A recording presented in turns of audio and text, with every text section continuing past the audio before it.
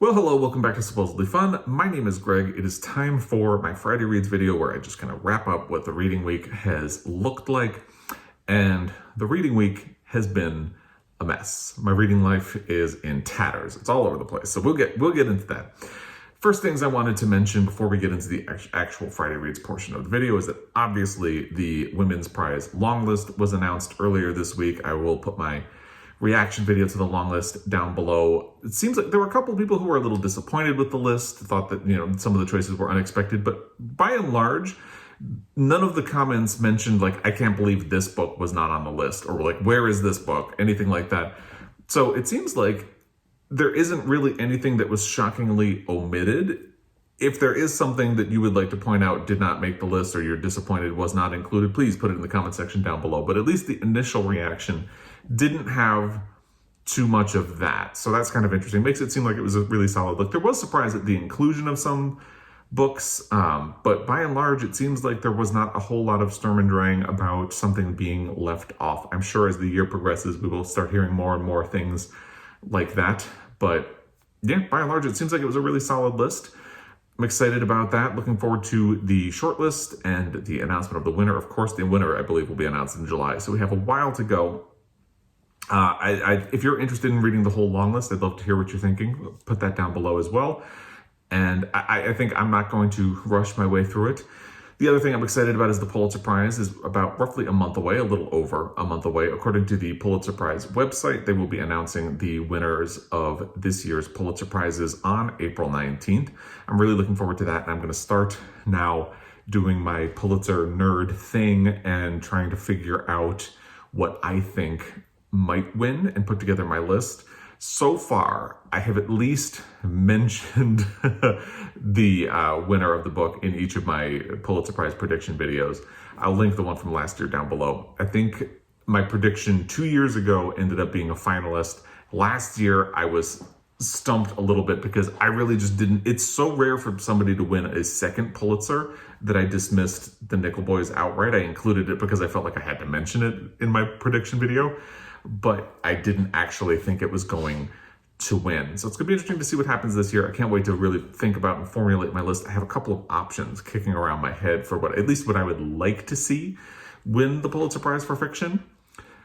If you have thoughts on that, feel free, put them down below because I really enjoy this stuff. I love book awards in general, but the Pulitzer Prize is probably the one that is nearest and dearest to my heart. Obviously, I'm doing the Pulitzer Prize project very slowly, where I'm trying to read all of the Pulitzer Prize winners for fiction. I can't remember the number of Pulitzer Prize winners I had already read when I started the project. So far, in almost 2 years, I've only read one book officially for the project. That's, I don't do well with TBRs. And the other thing about my quote unquote reading goal, because I don't really have a reading goal for 2021, is that I feel like I put so many things on my plate last year that I wasn't able to really get to, say, my Pulitzer Prize project. So part of the idea and the thinking this year by not having a goal is that I can spend a little more time with that. But the BookTube prizes, I'm judging this first round. I am in fiction group E. I am a groupie, and it's a lot right now. So I'm working my way through it, and hopefully once this round is done, I will have a little more time to focus on the Pulitzer Prize project and some other things like that. So let's move into the actual Friday Reads portion of this video. Now, I did finish a book this week, but I'm going to get to that next. So let's start with what I was reading last week. Last week, I was reading the final revival of Opal and Nev. Now, I was reading this from NetGalley, so I didn't have a copy I could show you last week, but obviously this was my book box choice and it arrived this week. So I now have a copy that I can hold up and say, here it is, but that's neither here nor there. So anyway, I was reading this, I was enjoying it. I wanted to do a big push to finish it last weekend. And then I made a little bit of progress, and then I realized, there's not a whole lot of time left in March, so I really need to focus on my BookTube Prize, Group E picks, and work on those. So I've kind of tabled this book. And part of what, I'm a little frustrated about this because this is kind of exactly what I didn't want to do in 2021. I didn't want to read more than one thing at a time. I didn't want to be in a position where I put something to the side. And that's exactly what I'm doing. I did it to myself. That's the thing, because I kind of put off starting some of my Book 2 Prize books. But in my defense, we'll get to the thing, the next level of my Book 2 Prize judging stress. But, you know, so I put this to the side. I'm going to get back to it once the Book 2 Prize round is over, once I'm done being a groupie, because I'm really enjoying this and I definitely want to continue. I only made a little bit of progress compared to where I was last week. So what did I do instead of the final revival of Opal and Nev? Well, I picked up Death in Her Hands by Ottessa Moshfegh, because last week I had mentioned that I think one thing that would help remove some of my stress would be just picking off some of the Book 2 Prize books that I need to read in groupie. And so that's kind of what I did. I knew that this was probably one that I could get through quickly, so I did. And because it's for the Book 2 Prize, I can't tell you what I thought of it. I'm going to be, the month is almost over, so you'll hear soon. But I did manage to finish this, and I'll be talking about it soon. So now the trouble is this. So this one, done. Real life, done. 2 out of the 6 are done in the books, and that's cool. I had been listening to Luster on audio, and I was listening to it on script. And here's the annoying thing that happened that I didn't see coming.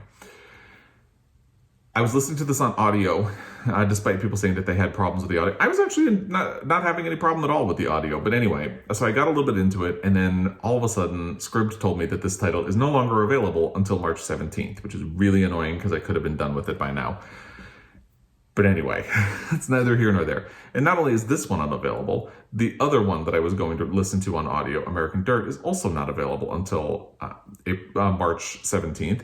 And the audio of The Mirror and the Light is on there, but not available until March 17th. So I had been planning to do American Dirt and Luster on audio through Scribd, but now I have to wait, which is annoying. So I'm going to get to what my new plan is. But anyway, so since none of them are available, Infinite Country by Patricia Engel was available to listen to right now. And it's a short book. The audio is only, I think, a little over 4 hours. So I am about halfway through this. And by the time the weekend is over, I will be done. And I'm really enjoying this book so far, by the way. It's a really fantastic writing. It's very much about, it's an immigration story. It's about 2 people who go from Colombia to the US, and it's about their different expectations. One of them always thinks that they will go home. The other one kind of wants to stay once they get there, and it's their family. And it tells a very complicated immigration story, and I'm really loving the writing so far. I'm very interested to see where it goes. So it's not necessarily what I was going to be reading right now. You know, I would have finished Luster had it been available, and then I would have moved to American Dirt. But it's a really good book, and like I said, the audio is very short. The book itself is only, let's see how many pages. 191 pages-ish. And so I'm really glad that I am reading it. I wish I had been able to continue my Book 2 Prize progress, but I'm not going to take that out against this book. It's not Patricia Engel's fault. I'm really enjoying this, and I'm looking forward to talking more about it once I'm done. You know, if I couldn't make progress on my Book 2 Prize reading, at least it's for a really good book, and this is definitely turning out to be that. I will be interested to see if this pops up on any of the further book awards that will be coming up, like maybe the Booker, anything like that, National Book Award, what have you, because I think it's really good so far, and I'll talk more about it. I should be done by next week, so we'll talk more about it then. But yeah, I'm really enjoying this, and again, it was frustrating that this disappeared on me. So I didn't realize you should download books on Scribd, because then they don't go away. I've never done that. So, you know, I'm usually not in a time crunch on what I'm reading either. So it's just, but anyway, this is really good. So it's kind of like a nice little happenstance that it is a good book anyway. So I'm shuffle things around a little bit. So here's kind of what I'm thinking with the Book 2 Prize. So I still need to finish Luster by Raven Leilani. I'm done with Death in Her Hands. I'm done with Real Life. So now I've kind of jumped into Utopia Avenue by David Mitchell, now that I'm done with Death in Her Hands. And my plan is, this is a bit of a chunky book, so my plan is I'm going to try to power through this over the next week. and be done with this book. And then that will that would be 3 out of 6. And then I'm going to power through Luster in book form. I have to figure out where I'm at in the book because, like I said, I was listening to the audio and I hadn't anticipated that it would disappear. So I don't know exactly. I don't even know exactly what percentage I had left off at. So I got to figure that out, and then I'm going to pick up the book. Try to power through that because it's not that long. It's only, let's see, 227 pages.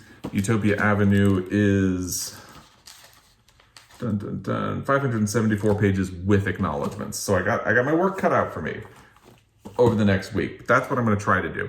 That will leave me with 2 books that I need to finish for the Booktube Prize: The Mirror and the Light and American Dirt by Jeanine Cummins.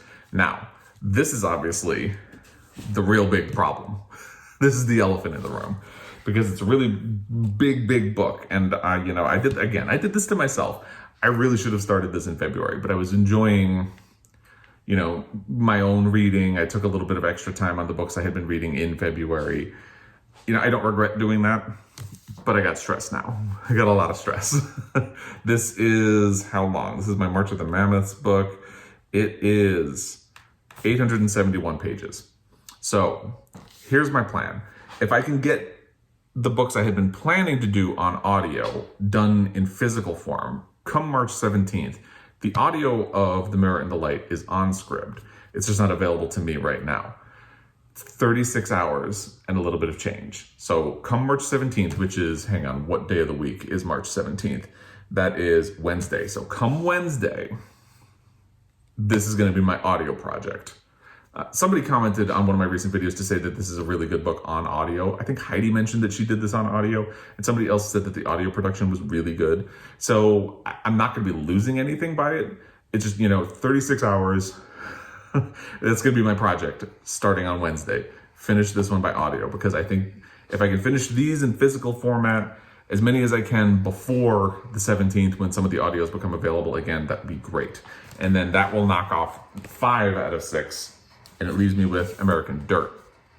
So this is the one I'm right now aiming to be the last book that I do for the Booktube Prize. And a lot of it will depend on how I do this, will depend how much progress I make on everything else over the next week and a half. Where we are on March 12th. There are 2.5 weeks left in the month. So if by Friday, I have started making progress in The Mirror and the Light on audio, and my goal is to, by next Friday, be done with Utopia Avenue. So by Friday, I should be done with, Death in Her Hands, Real Life, and hopefully Utopia Avenue. That will put me halfway there by next Friday, if I stick to the plan. I'm working through this as I talk, in case you can't tell. So then once Utopia Avenue is done, that gives me a week to work on Luster and again make progress on the audio of The Mirror and the Light. So if I'm done with these by the following Friday, which is the 27th, gives me a weekend, roughly 4 days before the end of the month to get American Dirt in. So if I finish Luster, like I said, I've already made progress on it. I just need to figure out exactly where I am in the book. I'll pick up the physical book. If I make progress very quickly in the audio of The Mirror and the Light, this should also be available on Scribd starting March 17th. So depending how I get through these two, or how quickly I get through these two, will determine what format I'm going to be doing American Dirt in. If I make progress on the audio, I'll look to this on audio. If I finish Luster and Utopia Avenue, so all should be doable. But this is my stress right now. And then once those are done, I can return to the final revival of Opal and Nev by Dawnie Walton. So this is my stress. This is what I got to work with. Again, I did it to myself. I probably should have been pushing through a lot of these in February. I have nobody to blame but myself for all of this.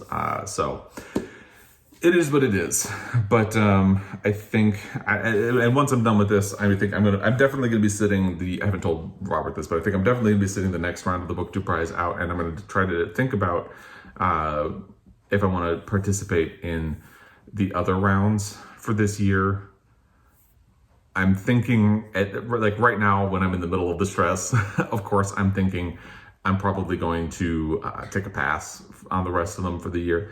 Just again, because I think what I want to do in 2021 is focus a little bit more on what I want to read, my own kind of reading. I really had wanted to stick to one physical book and one audiobook at a time. And now I'm in this place where I've had to put one book aside, and I'm kind of juggling. And again, I did it to myself. So if I do join another round of the Booktube Prize, I really need to plan it so that it's not at a time when there are going to be other. But I think part of what I want to do this year is pick spur of the moment, like do spontaneous reading, choose things spontaneously. That's kind of how I did this. It just happened to be available on NetGalley, so I picked it up. And that's the kind of reading I think I want to do this year. I want to be able to free flow. And right now, I think I allowed myself to do that in February, which is how I ended up in this mess where I just have lots to do. And but even now I feel like I kind of wanted to make The Bad Muslim Discount one of my next books. I really want to read Clara and the Sun by Kazuo Ishiguro, and so I want to do Gone with the Wind. I've picked that as my next Pulitzer Prize project book. So all of that is still going to be to come, and I'll figure it out. But I feel like I'm using this week's Friday Reads to kind of talk through the book stress that I'm doing right now, because I think this is going to be a little helpful for me. I think just talking through the plan made me feel a little more optimistic, and realizing that there are roughly 2.5 weeks left in the month right now at this moment. So this is all doable. This is all doable. Which seems shocking. God, this is all doable. This is what I need to finish by the end of the month. Actually, not quite, because this one I've put to the side until these are done. And and technically Infinite Country, I'm going to take that off the pile as well, because this will definitely be done by the end of the weekend. So this is what I need to do in 2.5 weeks. And already it's feeling more doable. So I look forward to being able to talk to you about all of these books as well, especially the ones that I've made progress on and finished. So anyway, that's what I have going on in my bookish world. I'm also really excited because on Monday, the Academy Award nominations for this year are going to be announced. And this is a very interesting year. There are some good movies and really good contenders, despite the fact that movie theaters have been closed for a year now. I think, what is today? Today's the 12th. On Saturday, the 14th, it will be a year since I went to a movie theater. In Montana, things didn't lock down until later in March, but we started a little early. I think so by the middle of March, we were kind of sheltering in place and adhering to those orders. What a year, right? But anyway, point being, the Oscars. So there are really good contenders for that. Like I mentioned last week, that Nomadland is just a fantastic movie. I really hope it wins Best Picture and Best Director. It's a really great movie. I really want to read the book. My husband listened to the audio on Scribd this past week. And I'm actually thinking, if I finish, I don't know where it is in my pile anymore. Everything's a mess. If I finish Infinite Country today or tomorrow, that gives me a couple of days before the 17th. So I might try to squeeze Nomadland in, but I'm not going to count on anything at the moment because I already have a lot on my plate. My plate is full, which is something my husband and I say as a joke. My plate is full. Anyway, it is though. So anyway, if I can fit it in, I will, but I'm not counting on anything. I'm not going to try to pour more on. I'm just going to try to deal with what I have. But if I can, I would really love to read that book. He enjoyed it a lot. And he said it's very critical of Amazon, which is something I support. So I'd be very interested in reading the book. And because it's a nonfiction book, obviously they created the character that Frances McDormand plays for the film. So I even think it's been a really long time since I did a book to film adaptation comparison. Nobody cares about those, but I like doing those. By and large, they don't get a lot of views. They don't get a whole lot of engagement, but I enjoy doing them. So I feel like Nomadland would be a very interesting one, because the tricky thing about doing book to film adaptations is that I feel like I can only do them when I have read the book and seen the movie recently. So I saw Nomadland roughly 2 weeks ago. So if I get the movie in, or if I get the book in, everything is fresh in my mind. So that would make it a good contender for that. So, but Oscar nominations are coming. I'm really excited about that. If you follow along at all, I'm a huge Oscar fan. It's kind of what I live for. If it's my Super Bowl, it's something I look forward to every single year, even when it makes me mad. And it does frequently do that. But anyway, I think I'm going to leave it here for now. That's my Friday Reads. I'd love to hear what you've had going on this past week in your reading life, or just in your life in general, movie-wise, other stuff. It's finally starting to feel like spring, but winter keeps coming back and crashing on us. And but I'm ready for warm weather. I'm ready for warm weather. It's getting in the 40s right now, which is nice. Snow still hasn't melted in the shade, but we're working on that. Well, I'm not working on that. The sun is working on that, but as if I have control over it. So anyway, I'd love to hear what you've had going on in your bookish week, or just your week right now. And as always, I really appreciate your time. I appreciate your thoughts, and I will be back. Until next time, happy reading.